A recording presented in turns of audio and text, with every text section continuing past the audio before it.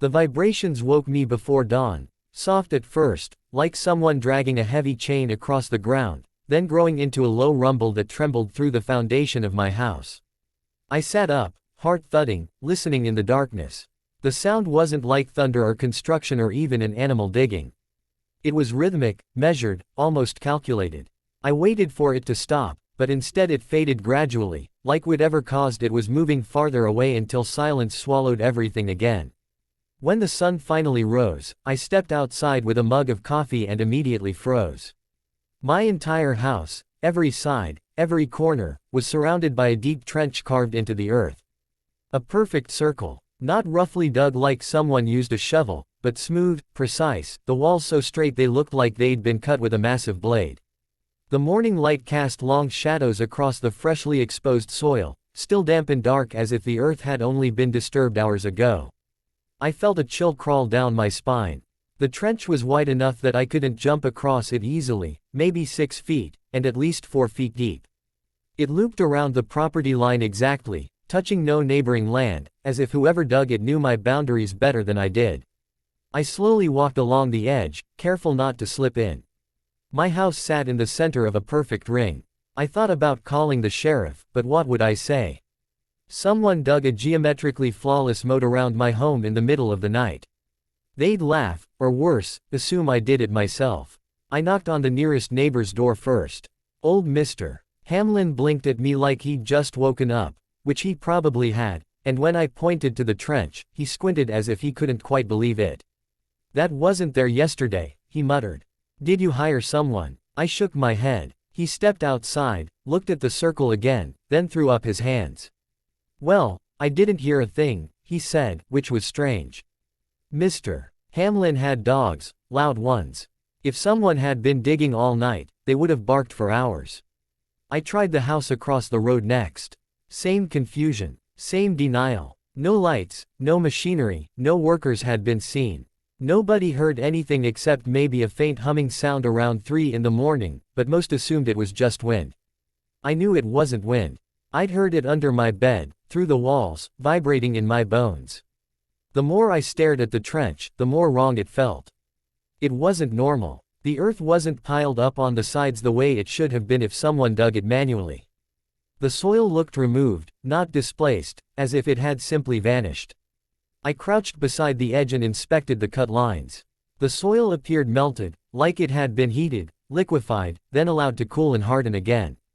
No human tool could have produced that. I stepped back toward my porch, senses prickling with unease. I couldn't shake the feeling that I was being watched. The trees surrounding my house stood unnaturally still. No birds chirped. No wind blew. The world held its breath. Inside, I checked my exterior cameras.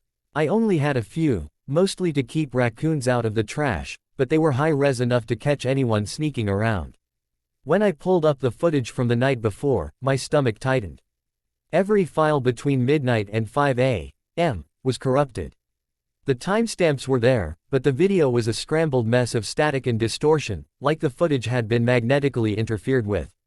It wasn't random corruption either, something had deliberately scrambled it.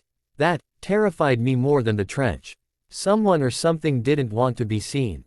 I spent the next hour pacing the living room, trying to calm my thoughts.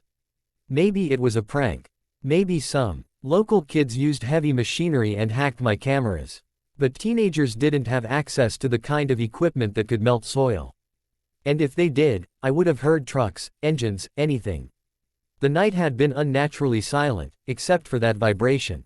Finally, I forced myself to step outside again, circling the trench with more careful eyes.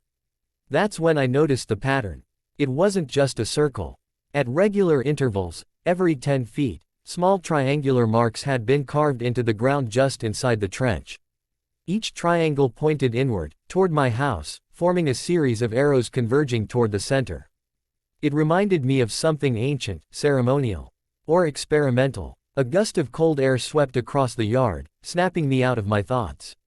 I wrapped my arms around myself and backed away, heart pounding. Whoever had done this, whatever had done this, wanted the trench to be seen.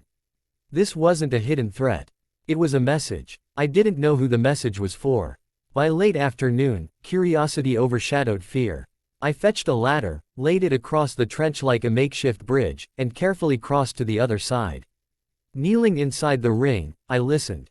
The air felt different here, thicker somehow, like humidity without moisture. A faint buzzing tingled against my skin. I pressed my palm to the soil. It was warm, warmer than it had any right to be in November. When I stood up, dizziness washed over me. The buzzing grew louder, burrowing into my ears. I stumbled back across the ladder, nearly falling into the trench. When I reached my porch again, the sensation faded instantly. The air felt normal. My head cleared. Something was wrong with that circle. Something alive. As evening settled, I couldn't eat. I couldn't think straight. I sat by the window, porch light glowing faintly outside, illuminating the edge of the trench. Each hour that passed made me more paranoid that something would crawl out of it, or climb over it, or emerge from the earth in the center. The next morning I woke up with the image of that metallic silhouette still burned into my mind. I tried convincing myself it was a glitch, a trick of the corrupted footage, but deep down I knew it wasn't. Something had been there. Something that didn't belong in any normal explanation. I made myself go outside again, even though every instinct screamed to stay indoors. The trench was still there, perfectly quiet, perfectly still, but the air felt heavier than before, as if whatever created it had left something behind. I scanned the perimeter carefully, not expecting to find anything new, but then I saw them, faint impressions in the soil near the northern edge of the circle. Footprints. But they weren't human. The prints were shaped like elongated ovals, narrow in the middle, broader at the ends, almost like the feet were segmented. They were pressed deep into the ground, heavier than any person could have made without sinking. Yet the spacing suggested something that moved with shocking precision, each step evenly measured, no drag marks, no signs of imbalance. I crouched beside the nearest print. The soil inside had a glassy sheen, as if briefly exposed to extreme heat. It matched the melted look of the trench walls. Whatever had walked there emitted energy strong enough to partially fuse dirt into glass. That alone made my skin crawl.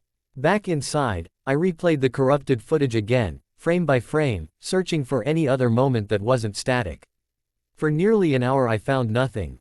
Then, buried in the middle of a completely distorted segment, another single frame flickered into clarity, a side view this time. A tall figure, metallic body reflecting dim starlight, arms jointed like machinery rather than flesh. Its movements were blurred, almost too quick for the camera to capture, like it was flickering between positions. My breath caught. It wasn't just the shape, it was the surroundings. Behind the figure, faintly visible, were the beginnings of the trench. Straight edges, perfect angles. Whatever the figure was, it wasn't just walking around. It was building. I paused the video on that frame, staring into the grainy face of the thing. Its head was smooth, featureless except for a narrow slit running horizontally where eyes should have been. No mouth, no nose, nothing that suggested this was a creature meant to survive in our environment. It looked like an instrument, something built for a purpose. Suddenly the memory of last night's vibrations made sense. They weren't digging sounds. They were resonance, energy cutting through earth like a blade.